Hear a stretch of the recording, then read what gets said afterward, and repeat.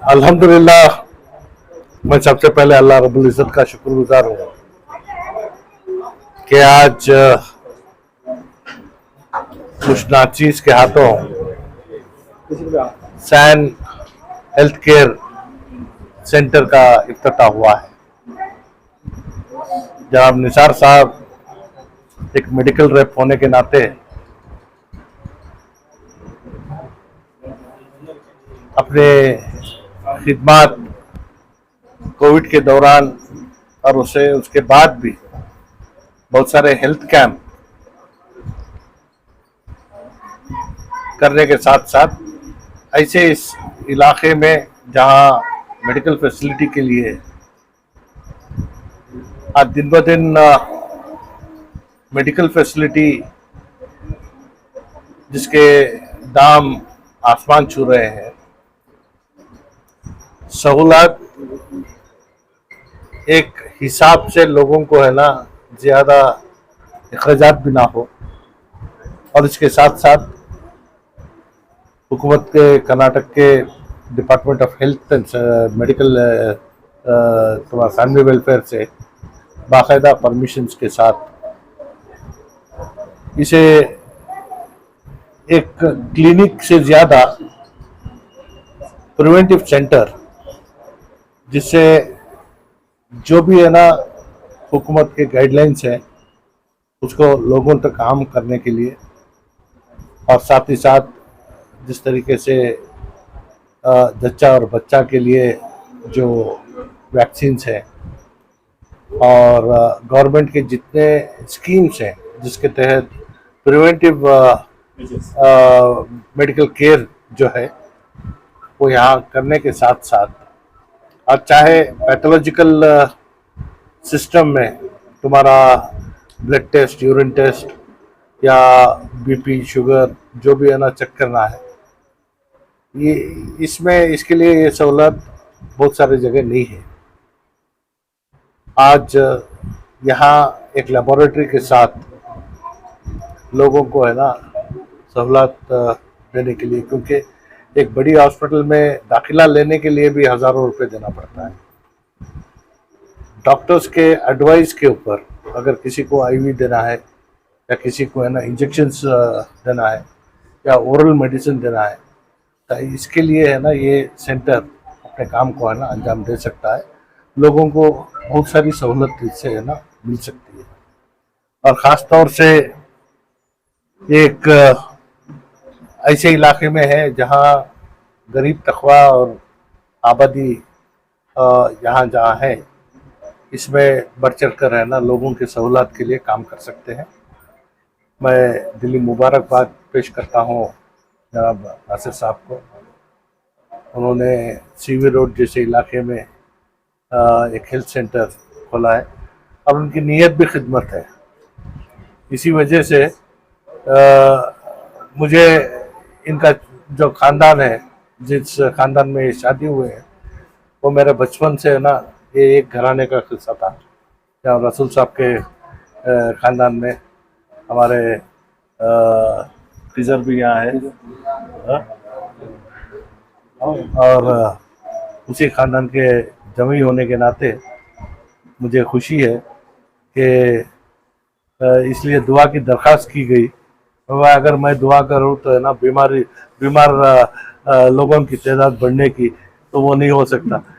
अलबत्ता मैं ये दुआ कर सकता हूँ कि ये जो काम करने का आगाज़ किए हैं, अल्लाह इनके खिदमत में है ना शिफा दे, जिससे है ना लोगों को फ़ायदा पहुँचे। सर, आपने कहा कि आपके हल्के में आबादी बढ़ रही है। सर, आपके हल्के में जिस तरह आबादी बढ़ रही है, इलाके में इस तरह के हेल्थ सेंटर का होना कितनी ज़रूरत है, आप बताएं। नहीं, हर जगह है। देखिए, इससे क्या है कि ना इसमें प्राइवेट जहाँ कहीं भी मेडिकल सेंटर्स खुले हैं या क्लिनिक्स खुले हैं, इसकी जांच करने का हक हमारे ऊपर नहीं है।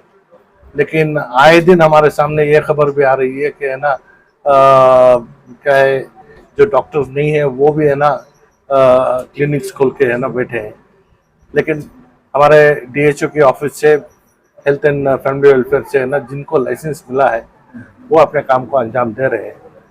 तो आज खास तौर से देखा जा रहा है कि है ना 50 बेड या 100 बेड की जो बड़ी हॉस्पिटल खोलना है ये बड़ा मुश्किल का काम है।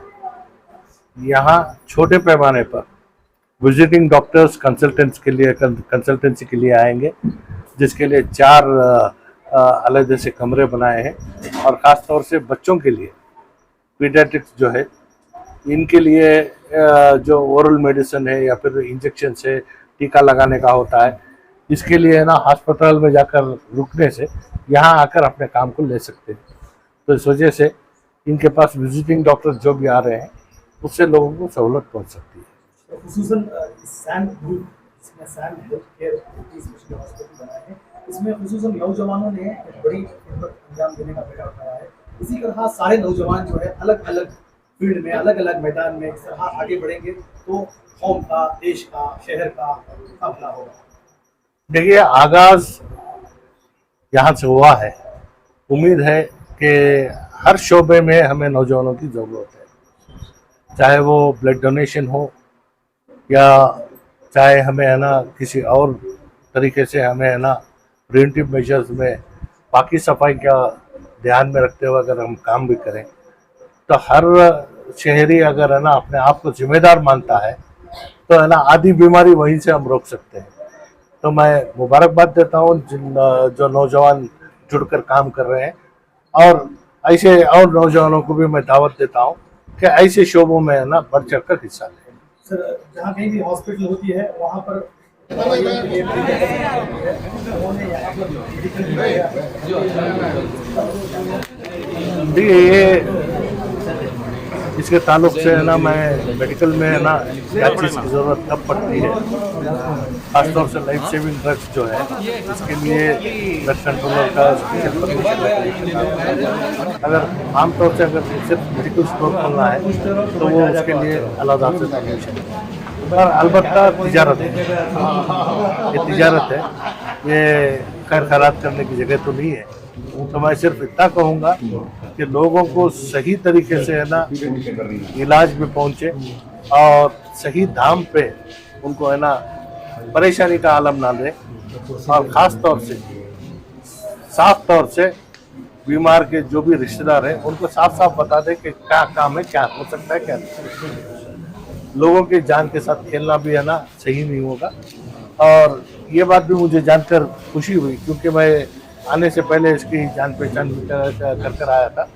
हमारे हेल्थ डिपार्टमेंट के ऑफिसर्स भी हैं, अभी उनसे भी मैं बात किया कि अगर यहाँ पे कोई पेशेंट क्रिटिकल होता है तो बड़े हॉस्पिटल्स के साथ टाई अप या फिर उनको रेफर कर है ना वो जो बीमार है उसे है ना और मजीद तरीके से इलाज करने का मौका, इसके लिए क्या इंतज़ाम किया है, मैं ये भी बात पूछा तो उसके लिए वो भी है ना तैयारी कर रखे हैं, सिस्टम बनाए हैं। तो मैं क्या उनका और हिम्मत अफजाई करना ये हमारा काम है, लेकिन साथ ही साथ मैं अल्लाह से दुआ को हूँ कि अल्लाह इनके हाथ में शफा दे और आने वाले मरीज को शफा के साथ साथ उसे उसके जेब पे भी भारी ना पड़े।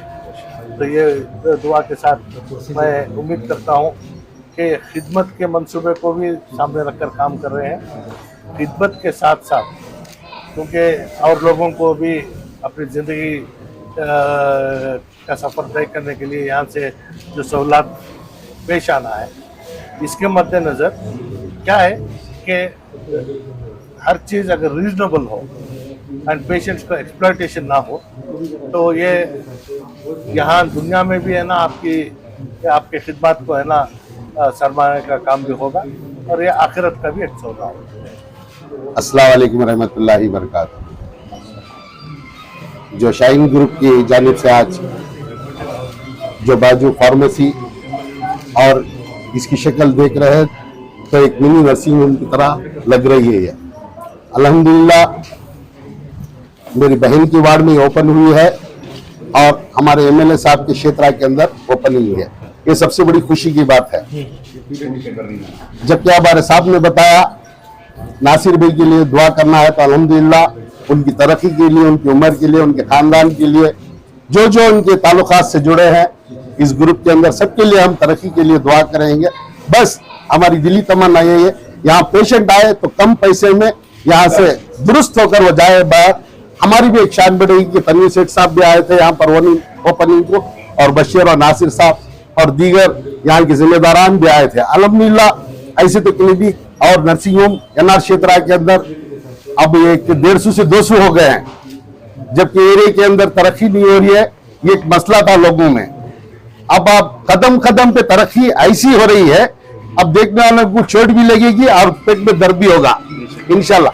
क्यों हो रहा है, इस वजह से क्यों हो रहा है, ये सबसे बड़ी आपको सोचना पड़ेगा। क्योंकि बिना इनकी इजाजत के एमएलए साहब की, यहाँ के कारपोरेटर साहब की बिना इजाजत के कोई चीज खोली नहीं जा सकती, क्योंकि खोलने के अंदर भी तनवीर सेठ साहब का इसमें बहुत बड़ा रोल रहता है।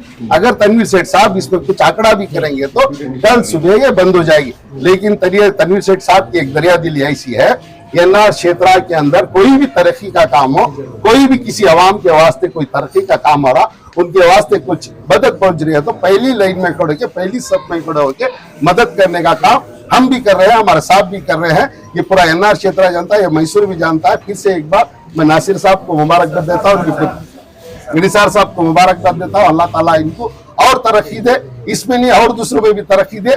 इसमें बस बहरहाल कम पैसों में गरीब का इलाज करके उसे अच्छा करेंगे तो बेहतरी है।